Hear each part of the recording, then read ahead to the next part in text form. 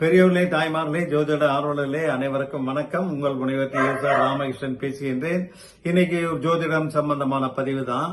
கஜகேசரி யோகம் அப்படின்னா என்னன்னு தெரிஞ்சுக்கலாம். ஒருவருக்கு எவ்வளவு கொடுமையான தசாபுக்திகள் நடந்தாலும், இல்ல அஷ்டமாதிபதி, பாதகாதிபதி, ஏழரை நாட்டு சனி, அஷ்டமச்சனி, அர்த்தாஷ்டம சனி, கண்டக சனின்னு பல பிரச்சனைகள் வந்தாலும் கஜகேசரி யோகம் இருந்தா அந்த பிரச்சனைகள் அவ்வளவாக வராது. மலை போல இருக்கக்கூடிய பிரச்சனைகள் கடுகு போல் சின்னதாக மாறிடும்.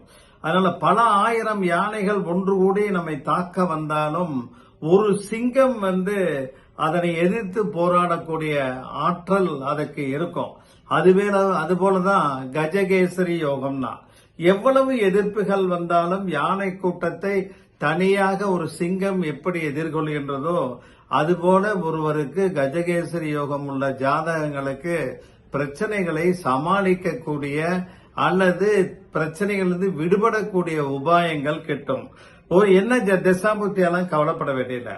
சந்திரன் குருவோடு சேர்ந்திருந்தாலும், இல்ல சந்திரன் குரு 4, 7, 10 ஸ்தானங்கள்ல கேந்திரங்கள்ல அமைந்திருந்தாலும், சந்திரனை குரு பார்த்தாலும், குரு சந்திரனை பார்த்தாலும் கஜகேசரி யோகம் இருக்குன்னு சொல்லுவாங்க. ஆக உதாரணத்துக்கு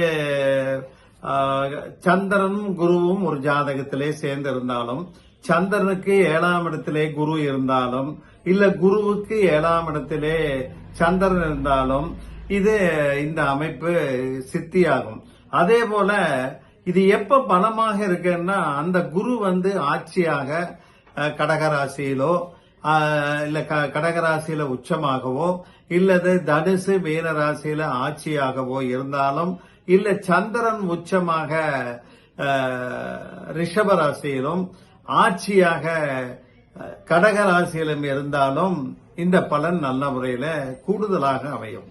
அதே மாதிரி ஒருவருடைய ஜாதகத்துல சந்திரனோ குருவோ வர்க்கோத்தமம் 2 பேரும் ராசி கட்டத்திலையும் அம்ச கட்டத்திலையும் ஒரே இடத்துல இருந்தாலும் அத வர்க்கோத்தமம் சொல்லுவாங்க. இந்த பலம் கூடி வரும்.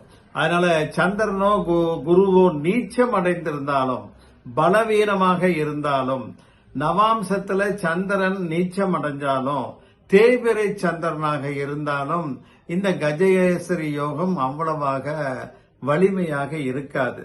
ஆக ஜாதகருக்கு இந்த கஜகேசரி யோகம் இருந்தால் நல்ல பெயர் கெட்டும், தலைமை தாங்கும் பண்பு அதிகமாக இருக்கும், ஆற்றல், புகழ், நல்ல குணம், ஈகை, பெருஞ்செல்வம், நுண்ணறிவு, உயர் கல்வி, உயர்ந்த குடும்பம் மற்றும் இறந்த பிறகும் நிலைத்திருக்கும் புகழ் ஆகியவை ஏற்படும். மிகவும் பலம் வாய்ந்த கஜகேசரி யோகம் புகழ், செல்வம் என பல தலைமுறைக்கு வேண்டிய பணம், நல்ல மகன்கள், நல்ல மகள்கள் ஆகியவற்றை தரும்.